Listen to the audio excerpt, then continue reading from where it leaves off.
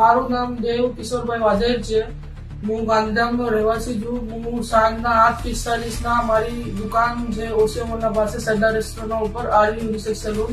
હું બેઠો હતો ત્યારે એક ધીરેન વાજા કરીને શખ્સ આવ્યો બહુ ગુસ્સામાં, જેનો મેં એક વિડીયો ફોરવર્ડ કર્યો હતો મારા ઇન્સ્ટાગ્રામમાંથી મારા ફ્રેન્ડ્સને ને એમને.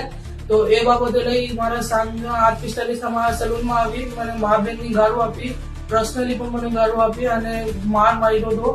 અને મારી ઉંમર 17 વર્ષ છે.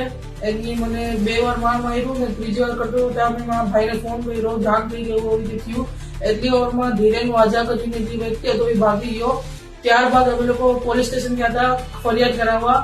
એના આવતા દિવસે એટલે આજ રોજ સવારના અમે ફરિયાદ લખવા ગયા હતા ત્યારે ધીરેન વાજા કોઈક બીજા અન્ય વ્યક્તિને લઈને આવ્યો હતો અને તેને અમને કીધું કે તમે લોકો ગમે એટલી ફરિયાદ કરી લો, મારું તમે કઈ નહીં કરી શકો.